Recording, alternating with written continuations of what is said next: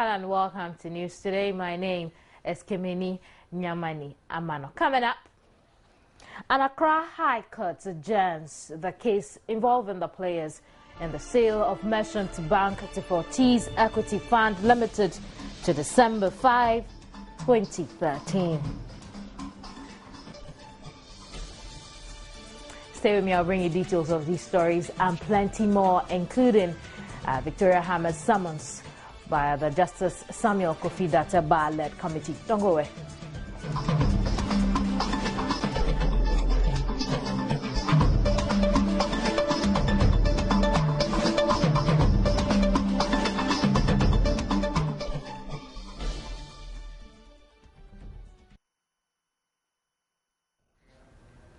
This is News Today.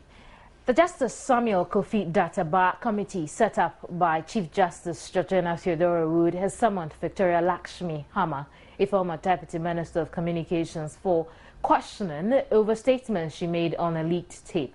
The invitation was officially communicated to her in a letter dated November 25, 2013 and signed by the Judicial Secretary, Justice B. Puku Ichampong, who is the Secretary to the committee as well. Victoria Hammer is expected to face the Justice Datta-Bar Committee in Camera in the morning of Monday, December 2, 2013, at the conference room of the Judicial Service. The 9-member committee was constituted by the Chief Justice to investigate the allegations that the Supreme Court justices who sat on the just-ended presidential election petition might have been compromised, as Victoria Hammer indicated in the leaked tape. The sacked former deputy minister has been given the option of facing the committee with her lawyers if she so wishes. The high-profile investigation was initiated when, in the leaked tape, a voice allegedly belonging to the former deputy minister was heard commenting about the victory of President John Dramani Mahama in the landmark election petition.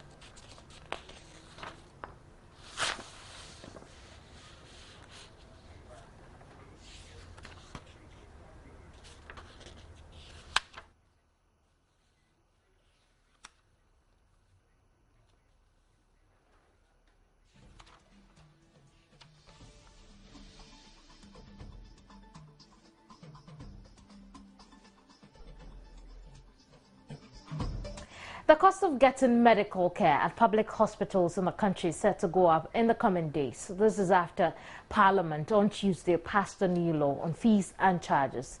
Parliament on Tuesday approved the Fees and Charges Amendment Instrument 2013. Manager of the National Health Insurance Authority, Communications Manager rather, of the National Health Insurance Authority, Seloma Doni, tells Joy News the NHIS card holders do not have to worry, as already existing arrangements with regards to tariff still holds. Of the National Health Insurance Authority. And what it means, I mean, as I speak to you, is that for now, National Health Insurance subscribers, not even for now, National Health Insurance subscribers do not have anything to worry about regarding this new arrangement, because the National Health Insurance Authority has an arrangement already with the service providers or the hospitals and health facilities, because we have tariffs we agree with them from time to time or yearly. This year, for instance, the tariff was announced in February, effective 1st February.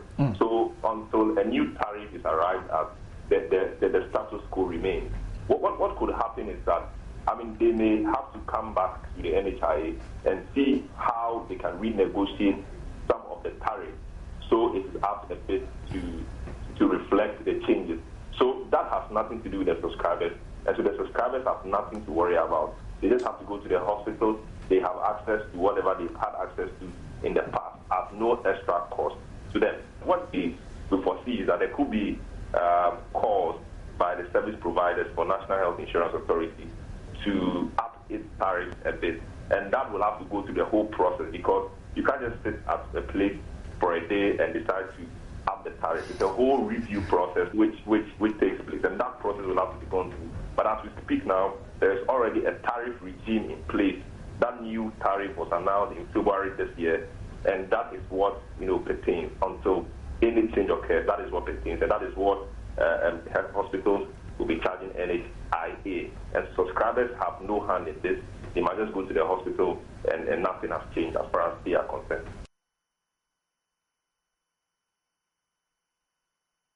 An Accra High Court has adjourned the case involving the takeover of Merchant Bank by Fortis Private Equity Fund Limited to December 5, 2013. Now, this means that the takeover cannot go through until the case is heard by the High Court on December 5. The Executive Director of the Center for Freedom and Accuracy, Andrew Awuni, applied for an injunction from the High Court of Ghana against the sale of Merchant Bank Ghana to Fortis. I spoke with Andrew Awuni earlier this morning on News Desk. The defendants, yes, they made an appearance, but they did not file any affidavits. They did not file any defenses, and their reason was that they were served on short notice. I think that when they pleaded that, the judge reasoned out with them and said, well, then they needed time to look at the case and then prepare and come back and file their affidavit. So both parties agreed that 5th December was good.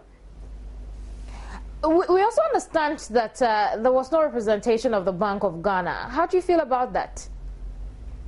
I don't know. I don't know. Maybe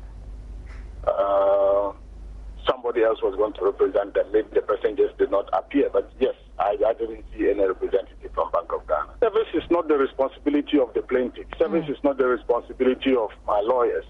Service is the responsibility of the court. So then the court will be in a better position to answer, yes. Well, I don't think that I'm impressed with the Bank of Ghana's responses so far. I think that they have only confirmed our fears.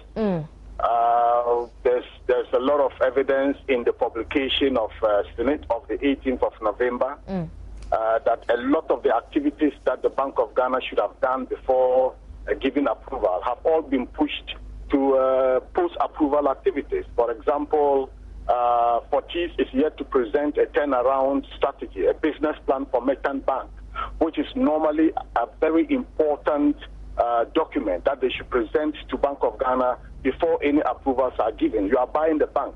How do you intend to turn the bank around? What is your strategy? What is your business plan? It's a necessary document. But if you go into that publication of the 18th of November, Fortis is yet to present that. Fortis is yet to make the money available. When you ask Fortis when are they going to pay the 90 million, they say as soon as possible. That's what they say, as soon as possible. Now, that does not work in the banking industry, not in any business at all. There are many issues out there. And you see, the reason is simple. Because Fortis is not the only organization that applied to buy Merchant Bank. Other organizations applied. And we are very conversant with the route, with the criteria that Bank of Ghana took all those organizations through, what they required of them, what they needed to do, and all the evaluation reports, all the turnaround strategies. In the case of Fortis, none of these things happen. We are simply saying that the Bank of Ghana has bent backward over. Bank of Ghana has set aside its own criteria, and that within 2.5 months, they rushed for Fortis from introduction to approval to take over. That is really. Now, Speaker of Parliament Edward Duajaho has searched the office of the Speaker, was liaising with the United Kingdom House of Commons to establish an office of scrutiny. According to him, the new office of scrutiny would be engaged in providing services for the conduct of independent expert analysis of policy measures, including the scrutiny of international loan agreements introduced in the House. He said Parliament was not well equipped to independently assess budgetary data and that it lacked the backup support of professional economists and budget researchers. Over the telephone now is Dr. Rashid Rehman. He's Executive Director for Parliamentary Centre. Would try and understand what this means for the future. Many thanks to Dr. Rehman. Yeah, thank you very much. How important is this? Well, I think that this is a very good day for our parliament in Ghana, and we would have to strongly commend Right Honourable Speaker Ajaho for taking this initiative. this is something that we've been working with our parliament for the past 10 years. And we are very pleased to see that at last a bold decision has been taken by the Speaker. In your submission, I think you mentioned, a few words that caught my attention. Independent, professional analysis, and so on. And I think that is what is the test in setting up this office. Because, we are dealing with politicians, and we have to make sure that whoever is hired is a very professional person, somebody who would provide very independent analysis to both sides of the House, to all MPs, and so on. And that way, at least the office would succeed. But if it becomes an office where we populate it with people who are sympathetic to our political party, then I think it will not achieve the goals for which it is going to be set up. Well, the question some Ghanaians have been asking is, what then does this say about previous international loan agreements and policies passed then? Well, it doesn't necessarily mean that previous loan agreements have not been scrutinized very well. I think what we are seeing in the setup of these offices is a trend that is emerging amongst a number of parliaments. Right. There are very few parliaments around the world that have such an office. In Africa, we have only Kenya, Uganda, and South Africa. It doesn't mean that the other countries that don't have it, their parliaments don't do a good job. What it only means is that we want to perfect, we want to make some of these things better. And I think the loan agreement issue is just a small part of it. Right. Because the biggest task of this office all over the world is to provide independent analysis, is to provide, very well balanced information to members of parliament when it comes to budgetary issues, when it comes to all financial matters, so that when members of parliament go to debate the budget, when they go to debate some of these issues, at least they are doing so on a platform that's very well informed. And then I think the other part of it, which is also very important, is the fact that this office is supposed to also look at bills that come to parliament. Most often, when bills come to parliament, we are very quick to pass those bills, but we don't do an analysis to understand the financial implications of the bills, because some of these bills, once they become law, they stay with us for generations. And it's very important in a number of countries. Dr. Rehman, this office does an analysis. Yes. Let's get into how this will work. Say a bill has been brought to parliament, then what? Well, if a bill is brought to parliament, in our system, most of the bills come from the executive. In some countries, we have private members' bills, so like bills that originate from within parliament, led by individual members of parliament. But in our system, most of the bills come from the executive. And when the bills come to parliament, as you know, those bills are taken through a number of processes. And usually, those processes are just, to cross-check and see whether they conform to policy and so on and so forth. Hardly do we do an analysis to see, for instance, where is the money going to come from? How are we going to fund, this bill once it becomes law and so on? Usually that is lacking in most countries. So the parliament is very quick to pass the bill because usually parliaments are equipped to. This bill is coming from the executive. We have a majority. Very quickly, the bill is passed. And then down the road, we realize that it's a beautiful law, but it can't be implemented because nobody has taken time to do a very careful analysis of what the costs and the financial economic implications are. Dr. Rehman, we'll leave it here for now. Many thanks once again for joining us on News Today. Dr. Rashid Rehman is Executive Director for Parliamentary Center. He joined us over the telephone from Canada. Now move on to some other stories. And a senior communications lecturer has described as rather weak Ghanaians' understanding of democracy, its institutions, and the personalities that support it. Professor Audrey Gajekpo of the School of Communication Studies at the University of Ghana says the population have, as a result of misconceptions, lost confidence in democratic governance, even though the Fourth Republic is more than 20 years old. Professor Audrey Gajekpo blames parliamentarians in particular for the erosion of the people's confidence, attributing it to the vague promises they make during election campaigns to change their lives for the better through infrastructural development, among others. This, she says, is despite the fact that it is not within their remit to decide which community gets the roads, school blocks and markets they use to lure voters. This is our 20th year of the Fourth Republic having started, and yet it's striking that our understanding of democracy, our understanding of the institutions and even the personalities that support democracy is so weak. And I ask myself, why is that? I'm particularly happy about the issue about clarifying the role of the MP. Professor Gajekpo said the system of representative democracy is not working as it should and called on the media to give voice to the people and hold government accountable. The observation by the communications lecturer sharply contrasts what members of the international community, such as the visiting South African President Jacob Zuma, who believes Ghana is an excellent institution of democracy in Africa. Professor Gajekpo was speaking at the launch of a project, that Central Agenda Project, under the auspices of Coastal Television, a Joy News affiliate in Cape Coast. CAP is expected to improve and enhance accountability and responsiveness of constituents and their respective parliamentarians in 10 constituencies in the central region.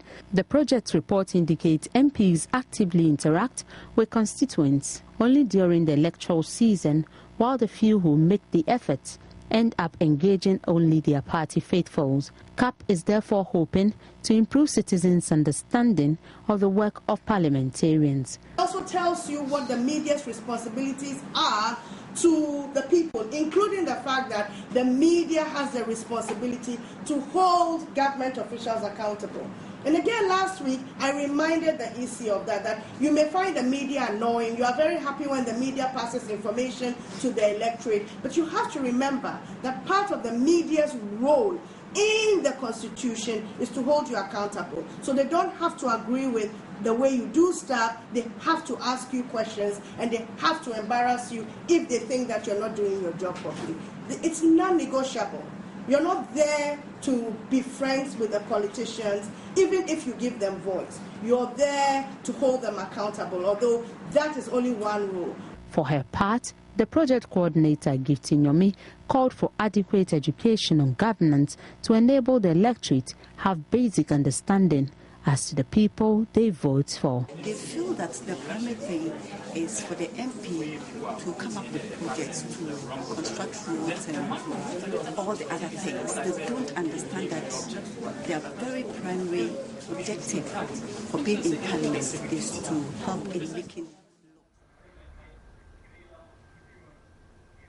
The Wale Wale Senior High School in the West Mamprusi district of the Northern Region has been indefinitely closed down following a riot there over the weekend. Some students have also been arrested after the headmaster's bungalow was set ablaze and some cars vandalized in the riots. The students vandalized and set ablaze the headmaster's bungalow together with some of his property, injuring 2 police officers.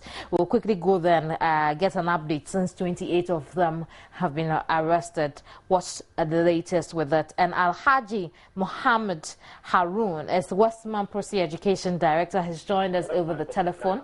Hello, Alhaji. Hello, madam. Since the 28 students have been arrested, what's happened since then as far as schoolwork is concerned?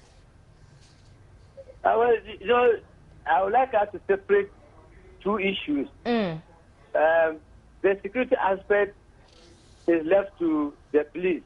Right, and that's why I'm asking, as far as schoolwork is concerned, what's happened? Yes. So for now, since the school has been closed down indefinitely, we need to take some steps. There will be a process by which we can recall the students to the school. And we have to follow those processes. Could you briefly share those processes with us? Well, in the first place, as you mentioned, a lot of things have been destroyed. We need to know, first of all, reasons why those things were destroyed. Who destroyed them? Then how do we replace them? Because if you look at the level of or extent of damage, you've mentioned the Headmasters Bangalow, a whole computer lab, which is a model adopted by even international organizations, has been destroyed. And apart from that, various pipelines leading to various water reservoir tanks in the school have been broken. And water tankers punctured and broken.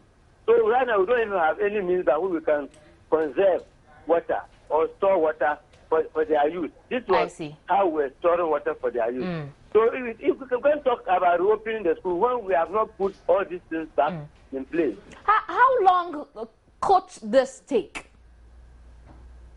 How long could this take? This whole process. Well, it depends on the level or the level of funds that will flow. How rapidly will funds flow? This involves financial issues.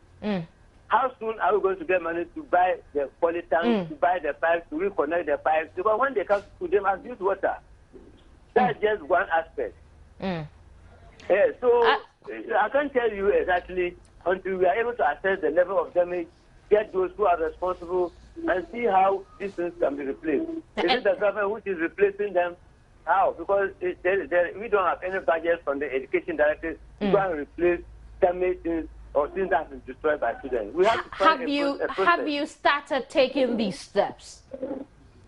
Well, first of all, the regional minister has mandated the regional director of education to set up a committee of inquiry. The committee will investigate and come out with their findings and recommendations for implementation. So it is when the regional director has inaugurated the committee, they have done their work, and then reported to regional minister, then we can know where and how to open the school. What do we know about how soon this committee will be inaugurated?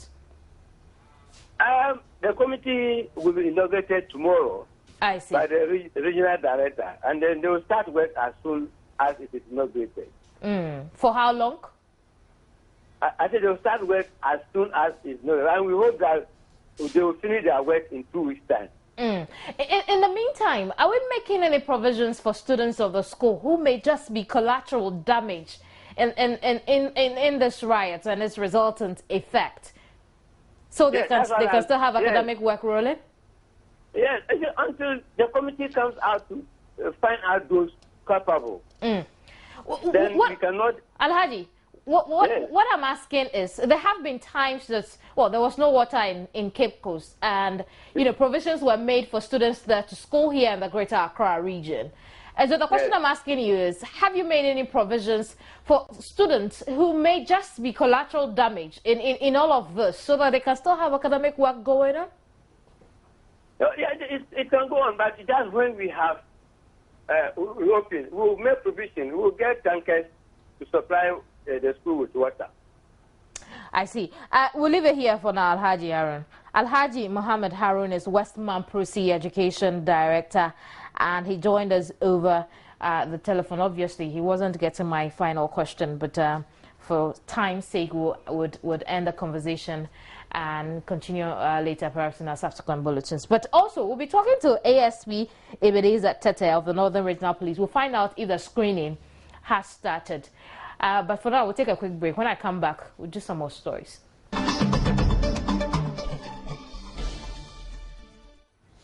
You're welcome back from the break. This is still news today. And Ghana last week signed a voluntary partnership agreement with the European Union to export legal wood and associated timber products to the EU market. It is hoped the exports to commence next year will also serve as a disincentive for chainsaw operators and tackle illegal logging in the country. Minister of Lands and Natural Resources Alhaji Inusa Fustaini, speaking on PM Express Wednesday, says the VPA, together with the domestic wood utilization policy and the forest and wildlife policy, will help ensure illegal chainsaw operators are flushed out of business. Let's take a listen to him.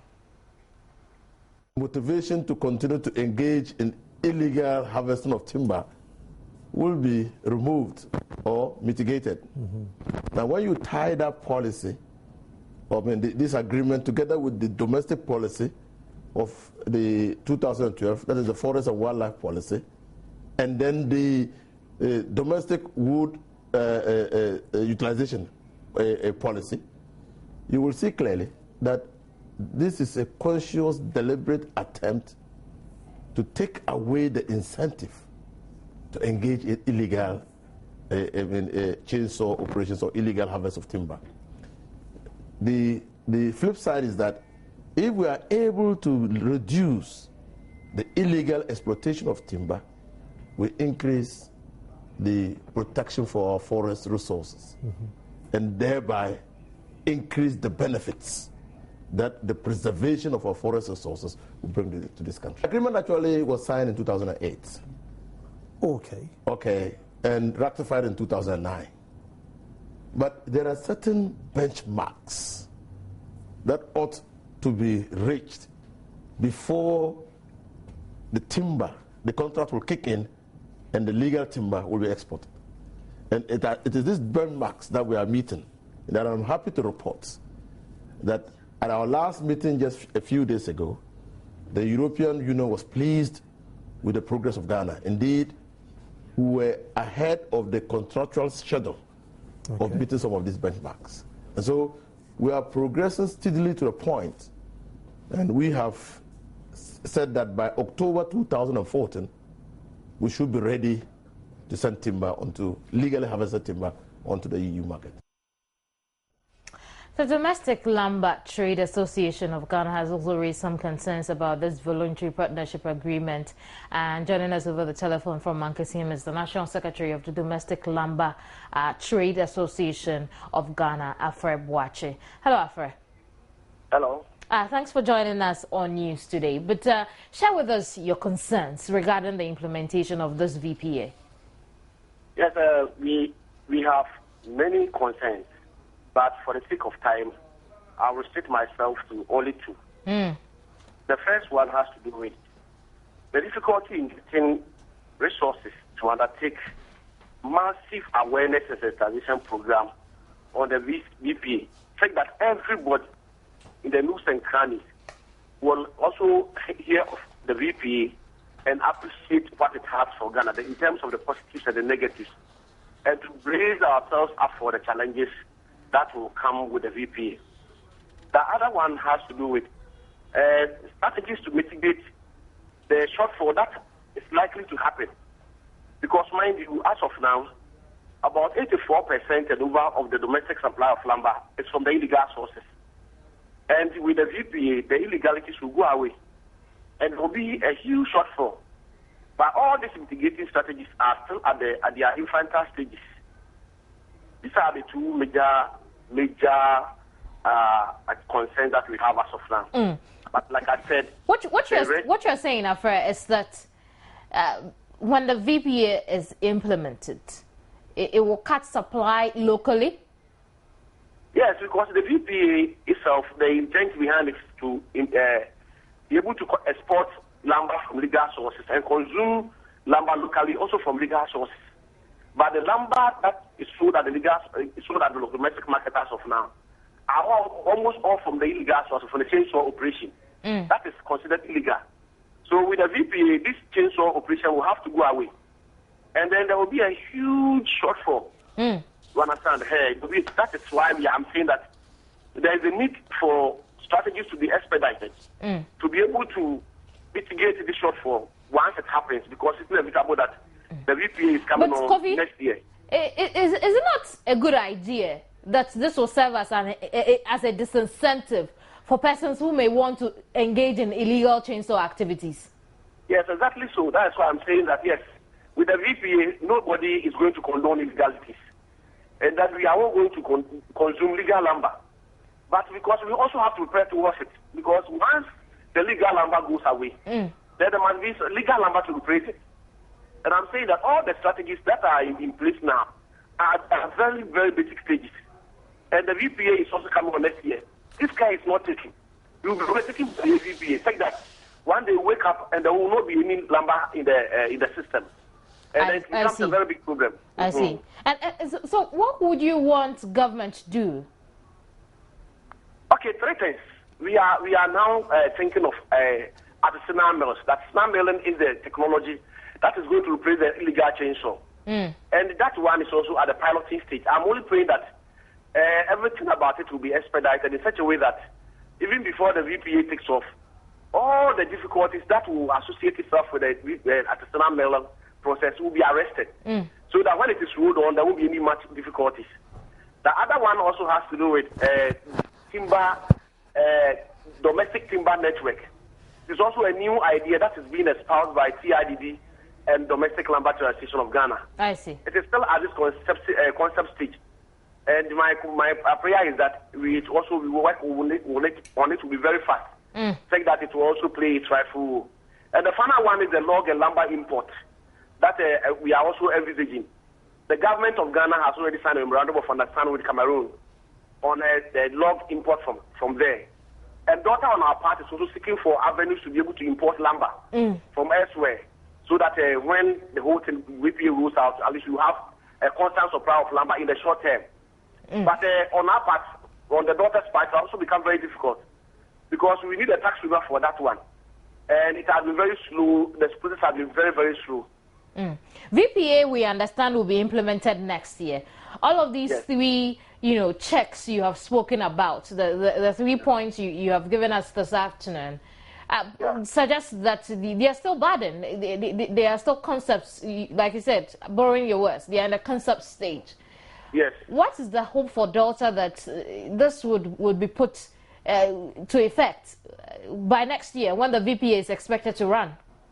That is why the fact is that we all have to work relentlessly towards it. Because you see, we have 2 major policies that are still at the policy stage: the domestic market policy and the procurement policy. They are all at policy stages.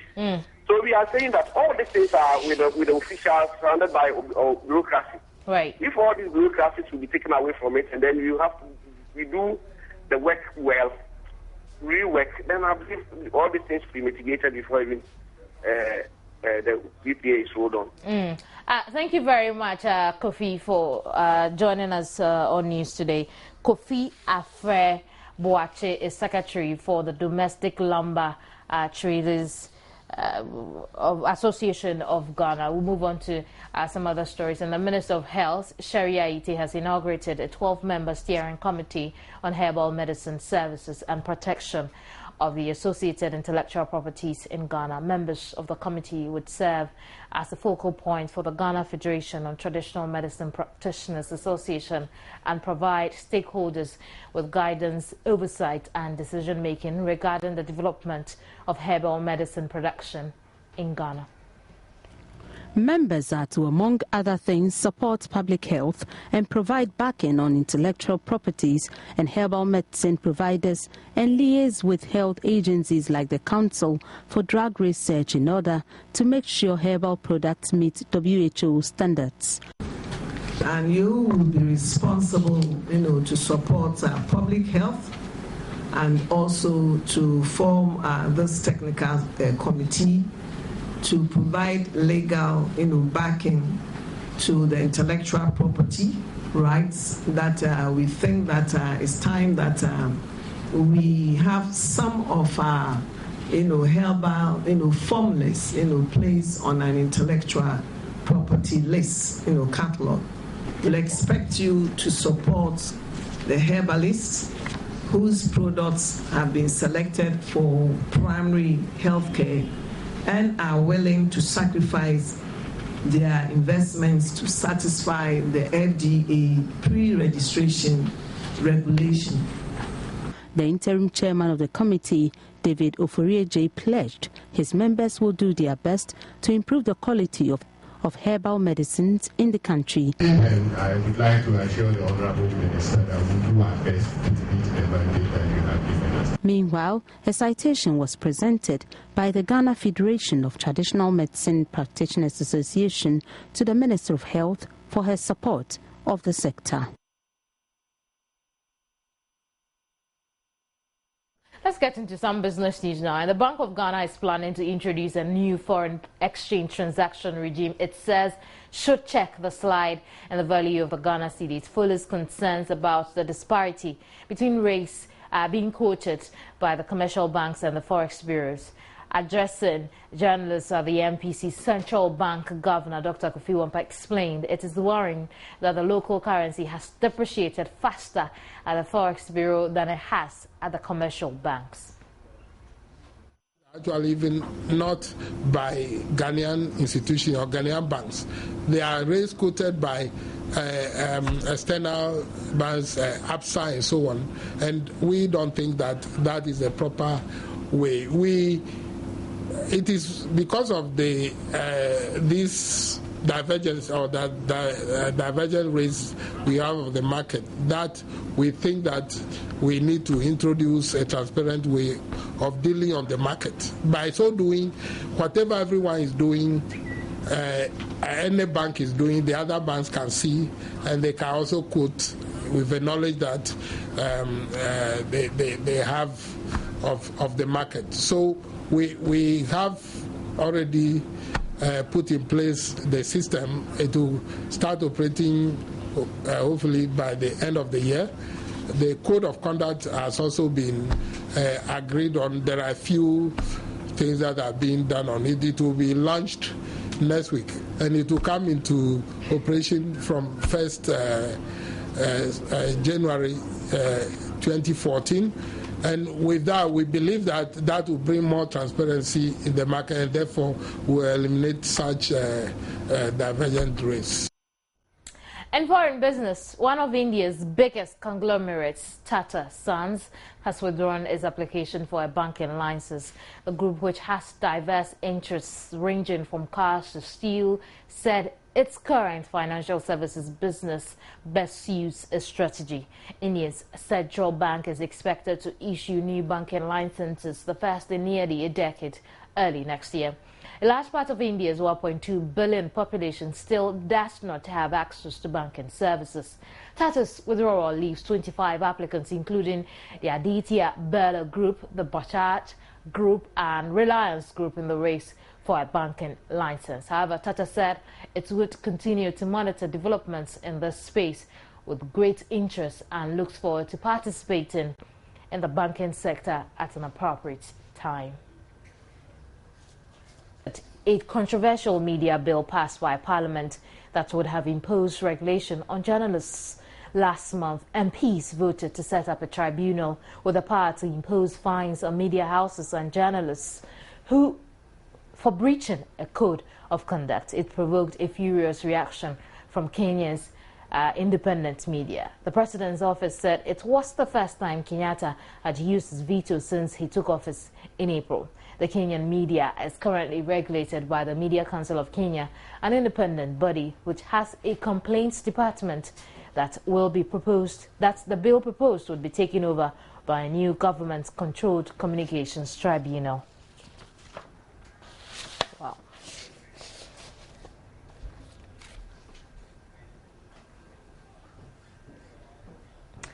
That'll be all for news from around the world. Let's do some showbiz now. Something that has to do with Lil Wayne, and we understand he is to become a pastor. Let's take a listen. That's my name to you. We didn't catch up with you. AKA Lewe. I just got the senior happily. Oh, Yamu, I'm ready, many people. And found some of the I'm just near mouth for business. Jimmy, Jimmy, Nico Jenkins and Jay Hamlet. Cinemacas and Cancer with the China software. I'll take the movie. I'll give the pastor. I need prophet. Yeah. Before you will be a winning When send a penny, someone amateur Reverend. Send away this of for being a better next time. Say, some of us offer, better become a team. I mean, the new prophet, you prophesy you out. Send a power more.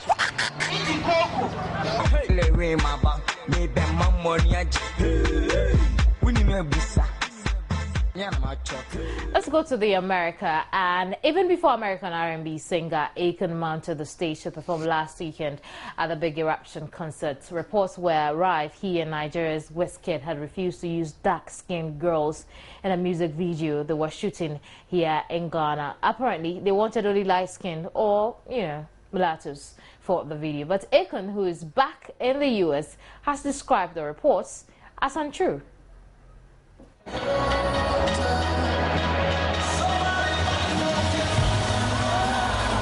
Akon promised a thrilling performance in Ghana last Saturday at the Guinness Big Eruption concert, and he delivered.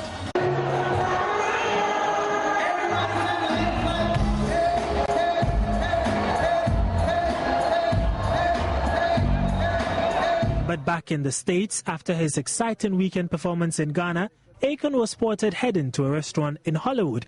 The press caught up with him and asked about whether indeed he rejected dark-skinned girls in a music video he shot on set in Ghana. That doesn't even make any sense. That don't make no sense at all, man. So it's not true? Absolutely not.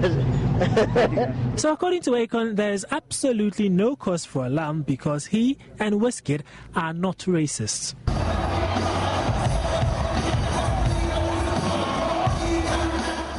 Anyway, that'll be all for showbiz. This is news today. Top of the news this hour. An Accra High Court adjourns the case involving the takeover of Merchant Bank by Fortis, a private equity fund, limited to December 5, 2013. Is Kemini Nyamani Amana. Goodbye.